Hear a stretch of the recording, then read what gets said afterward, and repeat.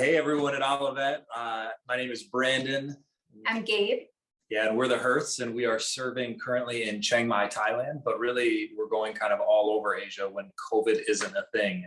But right now, Chiang Mai, and then digitally through teaching at a seminary called Asia Biblical Theological Seminary. And so what we're doing is providing pastoral care and training to leaders really in a number of Southeast Asian countries. And like I said, we're doing that online right now, but it's actually, the whole seminary is a subsidiary of Cornerstone right there in Grand Rapids. So a lot of you guys will be familiar with Cornerstone University. This is their branch in Asia that's really dedicated just to help the church over here. So I would say getting here. It's been that kind of year. It took a full year from when we thought that we were going to be leaving for us to actually get the okay from Thailand, the COE, the certificate of entry. They just weren't allowing anybody to come in. And we were nobody. So they really were not letting us in because we're not working for a Thai company. We're a volunteer here. Technically, and on the priority list of visas, that was at the absolute bottom. So I would say a year, God's provision of getting us here, getting visa stuff straightened out, major health issues, just being here and feeling like we're putting down roots is already one massive provision. I was thinking about that tonight in the car of on the daily basis, what are some of the highlights? And there are highlights, week to week, everything's different, everything changes. We have all different kind of highlights, but I think this story, the overarching story has been, God has been faithful through everything. And there have been obstacles that are at times just laughable. You can't make this stuff up. The stuff that happened prior to us getting here, that happened now that we've been here. He's had a major surgery. I had a bug fly in my eye and sting my eyeball. I broke a toe. Our little girl was in the hospital. He had a knee surgery. This is in 6 months. Major stomach issues, parasites. We had head lice. Got head lice twice. Oh, good grief. So it's been really interesting. I didn't have head lice. There was lucky I me. escaped. Yeah. So anyhow, the fact that through all of that, I am excited to be here. We're both excited to be here. Mm-hmm. There's been so many things where we just feel like God wants us here and has made a way in spite of all these things where there's times where we just throw up our hands well, I don't know what we're going to do about this one, but we're here. And that's a testament to the fact that God wants us here. So this is where we're going to be. And it's not always been easy, but we know that we're supposed to be here, I think. Yeah, 100%. And I'll say even just unexpected things. So with COVID changing so much of teaching and the plans on it, everything moving online, it's just random things that we weren't planning on. This week, as I'm working on stuff for the seminary, I got to share the gospel twice at coffee shops while I was just sitting there working on stuff for counseling and how to educate pastors and leaders on how to care for their congregations. People are engaging in conversation. And so I'm getting a chance to then explain and share some counseling stuff and even have people say okay, well, that all makes really good sense, but what's the solution then? And I'm well, let me tell you a little bit about what I believe the solution is. And so getting a chance to share with devout Buddhists and atheists that we weren't planning on, coffee shop evangelism wasn't really on our list of but it's happening in an authentic way that is not, we didn't foresee. I don't think either of us were we're gonna go evangelize just at random coffee shops in Thailand. That sounds kind of fun though, and it is kind of fun. Coffee shop evangelism. It's gonna be a thing. So anyways, I don't know. I think you come home so energized about that. And you wouldn't have gotten to do that if you were just in your office or if you were teaching. Yep. And my office is closed because of COVID. And so I'm in a coffee shop, and we feel like God's blessing with just opening doors, even unexpected. Where we're at. So I think another, without giving you too many, maybe there's just they all just keep bubbling up. I'll give you just one more. But another thing that wasn't on our radar was starting a counseling center for Asia. So my goal in coming over here was to start a counseling program for the seminary, which meant offering classes in the short term, longer term, adding an emphasis to the master's, and then in the longer term to add a full master's program in Christian counseling. But we've only been here for 7 months, and I've already gotten kind of requested and the green light to start a Christian counseling center for all of Asia. And I don't mean where we'll be providing the counseling, but I mean, as a part of the seminary, a lot of schools have centers that focus really on equipping and encouraging and preparing leaders in these fields that aren't just students, like it's just for anybody. And so been compiling a lot of resources. If you've been following along with what's going on, like in Myanmar and the coup and just all the stuff there, like that's what started this, was saying like, how can we prepare the church in Myanmar on like how to heal from collective trauma? Like when the whole nation, it's not just individual trauma, but when a whole nation goes through something. And it just began to kind of spitball into this huge. And how can you get those resources to them on the ground now? Yep. Because we're next door to them in Thailand, and we've provided material relief in some ways when we can, but like, what can we do? They're hurting. They're in the dark a lot of times. There's not a lot of communication. So being able to get those resources to Myanmar, to China, to wherever, it's open to anyone. But I think Myanmar was where your heart was at, trying to reach those students. So you didn't say this, but after my like unexpected major knee surgery, they messed up the nerve block and I couldn't walk. And like they were like, we have no answer. They just had me get up and try to walk, and like heckled me about how weak my leg was. I get up to walk and I watch my knee just buckle and I fall right to the ground. And then they're like, no apology, no anything. They're just surprised. They were like, "Oh, all right, like, bye." Well, it's time for you to go home now. So I went home. Gabe picks me up from the hospital because I can't drive. Getting him out of the car, like holding him. She's coming around from her side to my side to get the door, and a bee stings her in her eye. And then it swells up and it gets worse and worse for 3 days. We're like, oh my goodness. What is happening? What is happening? I think in a word, it might shock you, but dependence. It's like really, when you're in and out of the hospital, you got the visa troubles every turn. And we spent 10 years where we didn't go to the hospital apart from childbirth once. And then I think we've been there probably. I've been to like every hospital in Chiang Mai. I'm doing a tour. I have like a bingo sheet. I should. Anyhow, there's a season here that's the pollution season. It's literally like you have a rainy season or burning season. And so for months you can't leave your house. And so I would say honestly, dependence has really been the thing. And that could probably be communicated in a number of ways and be taken in a number of ways. I'll say it's been beautiful.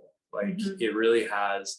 I feel like it's grown us, it's stretched us as a couple, as individuals, as a family, letting our little girls in on some of the stuff. I mean, you can't hide when you get stung in the eye or when you're in the hospital for surgery. Yeah. And so I would say it's built a lot of dependence, and even like the sense of not wanting to waste the suffering. We keep talking about that, but like, how can we grow and lean into this and like see it as an opportunity, knowing it's going to pass all too quickly. But how can we really work on individually the things we need to work on as a couple and as a family, not waste this. And I think too, because that is one of them, is like, as long as we're going to be in this hard place, why don't we just dig into the stuff that we have in our own life that we've been wanting to deal with? And so I think that's a big part of it. And I would say another big part of it that I've been feeling a lot is not just depending on God, because a lot of these things have been so big that like, it's not even one that you can like, oh, I think I have this. You can just give me a little help. It's like, we have no idea what to do. So we really need to depend.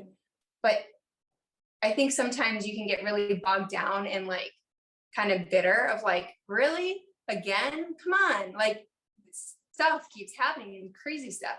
But I think we've had such a welcoming outpouring of like love from this community, other expats and missionaries, everyone working for different places, different organizations. And like people have loved on us since before we landed, but the second we landed, taking care of us, gotten us groceries, asked us about every single need we could possibly have, come around us, like girls' nights, guys' nights, you need help with your kids, you need help moving, anything. And like, it has made it so much better to the point where I don't feel like bogged down. In spite of all of this stuff, it's kind of like, we're so like, I just feel loved and glad to be here still, because it's like this community is so great. I feel really lucky to have it. And then other crazy stuff happens and it's like, it's not great, but not to the point where it just piles on like wave after wave. It's like, you still kind of feel okay because people are just really gathered around us. So yeah, you've got food poisoning for like the 7th time, and you have all these friends here that are just like, oh my goodness, our first year we had the same thing. Like, here's the deal. Maybe you should check for Giardia. That's probably Giardia. And sure enough, it is. It was. And like helpful stuff from the community that you weren't expecting. Yeah. I would add to what you're talking. I was thinking about it. What has God been teaching? I think one of the surprising things for me is I was a pastor for about 10 years before this. I've been to a couple seminaries and all that, but I feel like in the last 6 months, I've just grown a ton in terms of God's word has just been like coming alive in crazy ways for me. Even though I've certainly studied it for a lot of my life, I think having some time here, whether you're laid up with the knee surgery or the pollution is so bad you can't leave your house, like I've just been able to dig in some ways that I haven't been able to. And it's just, honestly, it's coming alive in a way that's just really changing me and changing how I approach scripture. And I love it. Yeah. That's the 2 things I wrote down, was knowing that we are in the right place. So you don't get 6 months down the road and be like, gosh, this is really hard. Are we even sure? Were we ever really sure that we wanted this? Like, we had such a very, very clear time of being called and time of pursuing that at home, selling our house, making that decision to move with all these obstacles, and God just like knocking down these giant obstacles in our way. And it was very clear, like strangers calling me on the phone and telling me to move to Thailand, clear. And so I think looking back at that, it like, you can't be like, are we really supposed to do this? Like, yep, we are. And so I don't know, that to me has been really big, is like never having had a question to begin with. And then also people, I mean, we were not sure what it would look like to move our family to a place away from all of our friends and family. We didn't know anyone, and people have just been amazing. Like, so supportive and amazing. So I could not ask for more in that regard. And so they like on a more shallow and then also a more depthful level, like that has been it for me every time. It's like having friends and community and knowing where we're supposed to be, Yeah. Yeah, we don't have that theology that says like, if you're suffering, you're doing something wrong. Like, we feel like this is what God's called us to. I even forgot about the random stranger calling you on the phone and telling you should move to Thailand. Yeah, I was like, oh, I was thinking about it. It's a really good reminder. Yeah. Yeah. And then we did. But yeah, it's just cool. Really cool stuff like that. So I'll say we'll have different answers probably. Coming back here, so like the richer part, there's a part of our heart, like we're trapped a little bit. Actually, we were texting about this today, unrelated, but when we're in Michigan, we long for Asia. And when we're back here, we obviously miss America, and we miss home, and we miss friends and family. But there's a huge part of our heart. We've lived over here on 2 different occasions. 3 now. Yes, you're right. 2 other occasions. Yeah. And so this is just such we have that richness, but we also just have like this fondness. And so living back over here, we're challenged all the time, and we're growing by like, it's a collectivist culture. And what can we learn? Like, as rugged individualists and Americans, like, it's a challenging thing to see how the world functions in other parts, and for better and for worse, and to be able to learn from that. So I may be a professor at the school, but like, I learn from my students as we look at like, how do you deal with emotion, or how do you process through this type of thing or that, and seeing maybe how that family unit deals with things in a different way. So I think that we're constantly, I was in the shower yesterday, and is that a weird segue? Interesting start. But I came down last night and I told Gabe, I was just like, I'm just thinking about this weird thing while I was up there, but like how opulent it is in America that we have like purified drinking water that comes out of our shower faucets. And it's what we use to wash our dishes, and it's what we use to wash our hair, and it's what we use to water our lawns. Like, everything is pure drinking water. And here you can't drink out of the tap. Like you have to be careful in the shower. I'm one of those people who would always let like water on my mouth, and it's like, no, that's how you get that 7 cases of food poisoning. So I mean, it's just weird things, but like I took the water system for granted my entire life. And it's so like little things like that stretch you to say, wow, that's crazy. And yet some of it maybe is unneeded and probably really expensive. And I don't know, it's a silly example. I think it's like, going back to what you're saying of like, we've lived overseas before, we've lived in Asia before, and we love it. There's hiccups and there's bad days, you know, and at this point we're kind of used to that. But our girls aren't. And yeah, they're getting to see Asia, and like, we love Asia. They're 2 and 4, our little girls. So to them, maybe it's not even that different. It's just like, this is what life is, because they maybe don't really remember doing things all that differently. But gosh, like I really enjoy Thai culture. We like a lot of Asian cultures. We like the hospitality and the intentionality and the focus on family and on kids and on taking it slow and relationships and all this stuff. And I mean, my job is being mom right now. And so I do stuff with the girls all day. We go out to like cafes. They're really big on cafes here.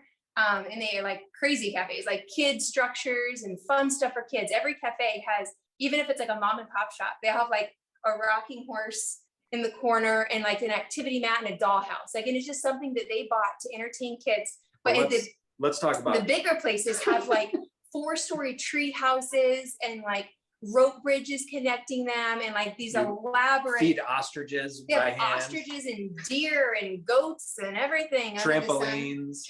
Like, and this is like every place. Like, I have a list of 20 places we've gone to, probably more than that. When you ask about being stretched, they love children in such a beautiful way here. The point of all that is to say, why would you do that? Well, because they want your kids to go there and have fun, and they want you to go there and be comfortable, because your kids are having fun and you can relax and enjoy yourself and you can talk and you can have a 3-hour dinner because your kids are happy.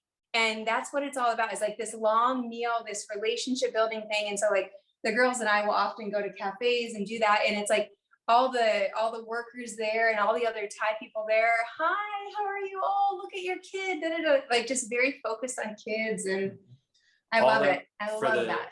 For the price of, you know, a cup of coffee, $1.50 to $2 cup of coffee. Yeah. Because they don't have to pay for liability insurance there. So they can have trampolines and yeah, cheap coffee. So I don't know. One of the big things is definitely introducing Asia to the girls. Yes. Like all the cool stuff of Asia, teaching them to use chopsticks and teaching them about all different nationality of foods, you know, and just the Asian culture stuff that we love. Yep. You know, meeting people, going over to their home, having them over to our home, and it's just been so cool. Which is something we've done, but is not Thai culture. So we've brought a little American culture. You don't have people into your home. Yeah. But the Thai people are really eager to do it because they haven't had us back to their house, but they'll meet us at restaurants. That's the way that you do it. It's more common to meet out, but we invited them in because we're like, well, we're American. That's what we do, and we are comfortable with like that level of relationship. So like we had our neighbors over, and I'm sure they might have thought it was weird, but they came and I think they had fun. We all had fun. I think they did. I don't know. It was really cool just to like get to do that. And I don't know. And here, I mean, 99% of the people aren't Christian too. So all of the relationships that we form, there's a lot that we are introducing that's totally different as far as worldview, as far as even, I mean, like having people lifestyle, worldview, way more. What we do, he works at a seminary, you know, and what he does is he's teaching counseling and to leaders, Christian leaders. It's like, whoa, it's very different than what most people do. Yes. So there's a conversation in itself. Yeah. I would say before we got here is really the same answer that I'll give now. It hasn't changed, but it's just been proven true. This role has just brought together all the ways that we feel like God has wired us as a couple. If we're talking about specifically like the role at the seminary, I mean, before we ever came on this, I was very content as a pastor in Grand Rapids, but I remember going for a walk and it was just like, we had that question that you might ask of like, 5 to 10 years, you think we'll still be doing the same thing? And what do you see me doing? And I looked at Gabe and she answered. I answered like, I'm not going to make it make sense. We're just brainstorming. So there's no dumb answer. So I'm just going to list all this stuff. And like, you know, and I was a little bothered by it. I'll be honest, her answer. Cause I wanted it to be like, I see you pastoring. No, just like, sorry. It was very grab bag. It was like, I see you, you know, working in maybe an academic context or doing some sort of ministry, maybe something with traveling, something with training leaders and discipleship and creating curriculum in the local church in Asia. And he's like, what is that? That's not a job. And that just made him more frustrated. I was like, she's like, I see that you is what I see you doing. Coming alongside the church, but not being in the church. And I see you Right. discipling pastors, and I see counseling, and I see Asia. And then we found out about this job. And it was like just tears of like, that is the job description. That is where both of our hearts are. That's what, I mean, I'm a teacher. I teach English as a second language by my actual degree. And what I want to do when the girls go back to school, go to school. So, and you're doing a little now. I'm doing a little now. I started volunteering doing it because I couldn't not do it because I'm obsessed. But yeah, like that's where my heart is. I want to work in Asia or in America, but with all the cultures of Asia. Like, so that's where I want to be. That's where he wants to be. He wants to be discipling and training, and we have the opportunity to do that. Now, he hasn't fully gotten to teach outside of just an online context, but it's going to be starting this next month. Finally, luckily, one of the first in-person students since I've been here. It's been a while. So we're still very locked down with COVID. I know that you guys are in a little bit of a different situation. It ebbs and flows. Yeah. But we have 30 cases in our city of 1 million. And so we are very locked down. We're very locked down. They're very conservative. And we were teetering on the brink of a full out lockdown. Like schools have not been in session for like, since we got here 6 months ago. And so everything out, they were going to close everything again, like restaurants, but restaurants are still open. Everything else is closed. So the fact that he's actually going to have he's going to have a hybrid class. So some of it's in person is huge. Yeah. We haven't gotten to do that yet. Yeah. So. And obviously there's parts that like, we're passionate.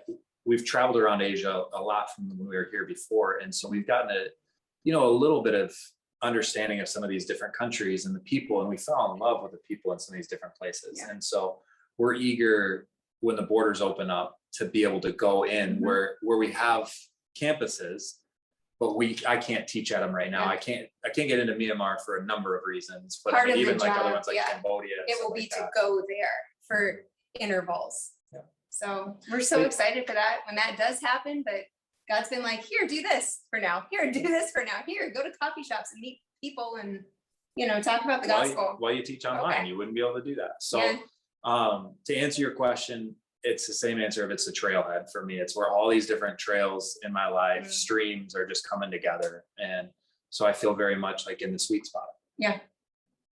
I was tempted when you said that to almost say like, well, it'd be nice to have we're like a week and a half of no sickness, and boy, it'd be nice to like keep that streak going.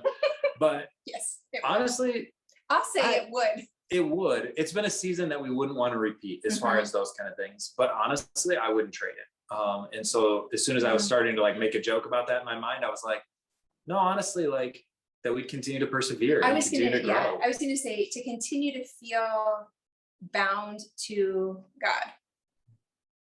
Suffering or not, sickness or not is an option, but like to feel like we want like to have the energy and the motivation to continue to want to dive into hard stuff. So if that's hard stuff with your work at some point, if that's hard stuff in our own lives, in our marriage, with our family, setting patterns that we want to exist for the duration of our family life, like just rooting those things out because we've been in this like hard place. But to continue to want, maybe not want is the right word, but feel propelled and compelled to do that. I would like to do that because I feel like we've been digging in and making progress, and I don't want to stop if we get comfortable. So, yeah. I feel like we've only been here for 7 months. But the thing that I have continue to feel is that we are putting down a base for long-term ministry, a base of health, like personally and together, which means uprooting things, which means challenging things, which means us, coming at it and being like, hey, time that we grow. I don't in like this this. area. I don't like this. What do we do about that? That's ugly. That's hard to get rid of, and setting new patterns. And when you uproot work. your whole life and you sell everything and you move across the world, like a lot of the crutches get kicked out. And so it's given us and you chance get stuck in America for 10 months after you sell your house. Yeah, in a 2-bedroom condo with your in-laws for you. And what could 6 go wrong? people. And your 2 toddlers. That's fine. But it was honestly wonderful. Okay, so to answer your question, because I feel like we're going like a number of different directions, I would say a praise, first off, that like the long-term base that I feel like we're developing, but also prayer that we continue to be intentional about that, maintaining whether suffering or not. I would say the opportunity, I would really love to continue to like teach in person and be able to visit some of these countries. Like I keep bringing up Myanmar just because it's so close to my heart with all the coup, and the people there are some of my favorite people in the world. And even interacting with some Burmese people today, like I want to be able to go there and help the church, process through the trauma and the wounds of this past year, which is horribly intimidating. So but get prayers to know for that. Faces, like you'll know faces, you'll know families, you'll go to their house. I want to come. Like, this is why we want to be here. We haven't gotten to do that yet. And I'm thankful we've gotten to do other things, but like, we want to do that so bad. So it would be so cool if we could for a little while to also do that. Thailand still has a 14-day quarantine. So if you leave the country, you can't necessarily get into other countries, but you have to pay for 14 days to be trapped in a hotel room with 2 toddlers. And it's a lot of money, like thousands of dollars for that privilege. So that's why we're not leaving. Yeah. And then we can't. The vaccine isn't available and everything here too. So a lot of places, like getting in and out, it just isn't feasible. Yeah. So we appreciate you guys a ton. That's what comes to mind. We appreciate knowing that you're with us. It can be an isolating thing to move across the world. Even with your young kids in tow, maybe that makes it feel more isolating. And so knowing that you're with us, praying, even taking the time right now, Michael, for you to interview us, but then to put it online, to edit this and for to do all people that. To know what's going on. Yes, that is such a gift, such a gift. So that's what I'd like to say is thank you. Thank you for being interested. Thank you for caring about this, enough to want to be in it financially, enough to want to be in it prayerfully. Like, thank you for caring, because we obviously do a lot and we love this, but like to have people at home be like, this is cool. I like what you're doing. And I'm, also impressed by what God's doing there. Like, that's so cool.